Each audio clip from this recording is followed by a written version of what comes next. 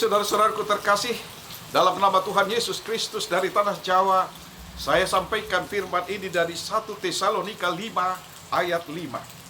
Karena kamu semua adalah anak-anak terang dan anak-anak siang.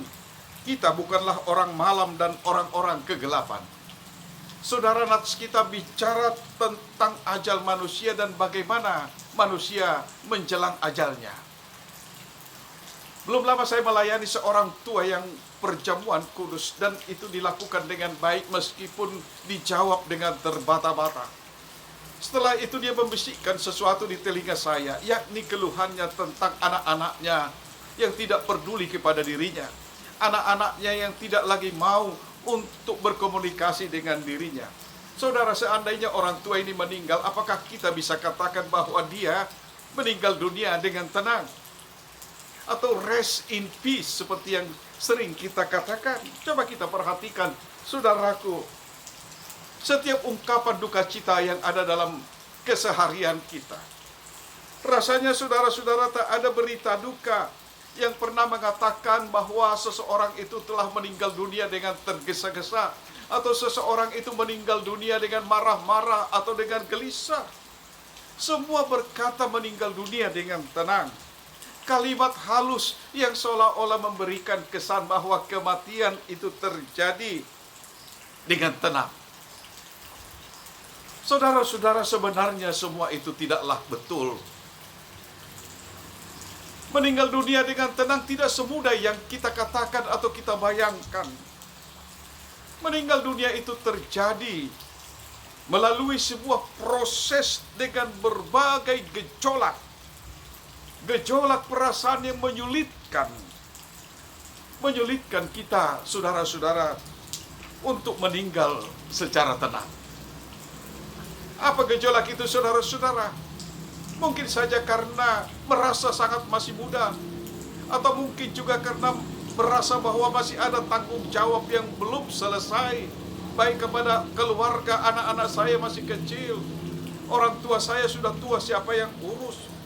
Atau juga ada perasaan bersalah, dendam, karena itu dia ingin memaafkan lebih dulu, atau juga minta maaf. Atau juga saudara-saudara, ada penyesalan pada diri sendiri. Dia ingin kembali bisa melakukan sesuatu supaya dia bisa memperbaiki apa yang salah. Saudara-saudara, mungkin juga karena belum rela melepaskan harta ataupun kekuasaan yang ada padanya. Dan mungkin yang terakhir, saudara-saudara, ada yang sangat takut, yang bertanya-tanya dalam hatinya, bagaimana saya setelah mati? Di mana saya atau kemana saya? Apakah saya akan dihukum?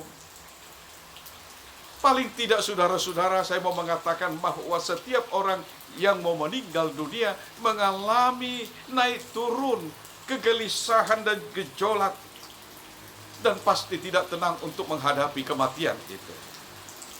Karena maut begitu dekat, karena akan meninggalkan kekasih-kekasih hati yang dikasihi, karena maut tiba-tiba akan mencabut dan merengutnya. Karena itu, saudara-saudara, saya mau katakan bahwa maut itu adalah kenyataan yang sangat keras, dan akibatnya kita tidak bisa pernah tenang, saudara-saudaraku. Karena itu, nats kita pagi ini menolong kita untuk belajar percaya tentang arti hidup. Tuhan Yesus pernah berkata seperti ini, saudara-saudara, barang siapa percaya kepadaku, ia akan hidup walaupun sudah mati. Apa artinya? Pertama, saudara, kita baik hidup ataupun mati, saudara, hubungan kita dengan Tuhan kita tetap berlangsung, tidak pernah terputus.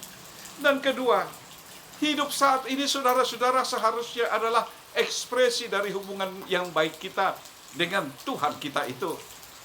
Dan yang ketiga, saudara-saudara, hidup kita ini adalah alasan untuk menerima berkat dan rahmat dari Tuhan, dan akan terus berlangsung, bukan hanya ketika kita hidup, melainkan juga ketika kita sudah mati atau meninggal dunia. Karena itu, saudara-saudaraku, kita adalah anak-anak terang, bukan anak-anak kegelapan, saudara-saudara. Maka hal itu berarti Sejak sekarang kita tetap mempercayakan diri kepada Kristus Tuhan kita. Memang banyak hal yang tidak kita pahami dalam kehidupan ini, bahkan bagaimana kita mati atau di mana kita mati. Tapi saudara-saudara, kita tidak akan pernah bisa digoyahkan karena kebaikan Tuhan kepada kita. Kita mempercayai Tuhan karena Dia adalah kebangkitan dan hidup bagi kita. Percaya seperti itu, saudara-saudara, membuat kita bisa tenang untuk meninggalkan dunia ini. Siapa tahu saudara-saudara, datangnya seperti pencuri waktu malam.